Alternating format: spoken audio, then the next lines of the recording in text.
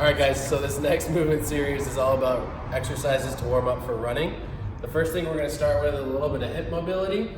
I'm going to start in this kind of comfortable position with my weight back through my hands. Now from here, my focus is to keep my two sit bones right at the bottom of my hips in contact down with the floor. I'm going to rotate my knees to one side, making sure as I move left with my knees, my right sit bone doesn't start to hike up off the floor. The way I like to think about this is usually like a windshield wiper type of motion, because as my knees come back the opposite way, you're going to see those thighs move in a windshield wiper side to side motion. Let's warm up with just 10 of these basic 90-90 preps. Now from here, let's imagine this is my 10th rep. I'm going to move into a full side seated position. So that means my knee is adjacent to my heel. I'm in a comfortable position here. Now what I'm going to try to do is engage my right glute, push my hip forward, and reach my hand out in front of my body. Now the goal here is to again feel the right hip working to extend that hip, work into that left hip. You'll feel a little modified pigeon stretch there, and then reach that hand out in front to introduce a little bit of upper back rotation. Hit about 6 reps on either side here. You should be holding it for about a 5-second total. Come back, and then you want to hit the opposite side. Bring in the left knee adjacent to the right heel. Working that left glute around, reaching that left hand out in front of your body. Stay in a range of motion that's comfortable for you. Everyone has differently shaped hips and different amounts of mobility. We want you to recognize where tension is, but we don't want you to blow through any limitations that your body has.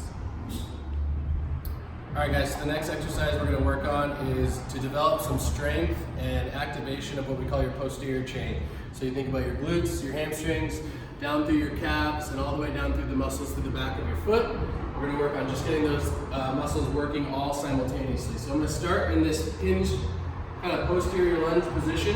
From here, I'm going to tighten up my right glute, drive down through my right heel, elevate, lift, and lift into a little bit of a heel raise. When I'm in this single leg stance, I realistically want to feel my butt to my hamstrings all the way down to my calf working. As I step back, I sit back into that right hip again, fire that right glute, lift, and push. One last really important piece of the puzzle here is making sure that the foot doesn't collapse out onto the outside toes when I'm coming into that heel raise. I want to really emphasize the pressure through the first and second knuckle of my foot, because as we're running, we want to prohibit any outward collapse of the foot. Okay? Hit this about 10 repetitions on either side, making sure you're breathing with your core working the whole time. Okay guys, so the last exercise we're going to do is called a runner. This is the most challenging of all 3 exercises. We're going to work to get a lot of good activation through the lower extremities. So we're going to start single leg stance. I'm on my left side, my right knee is nice and high.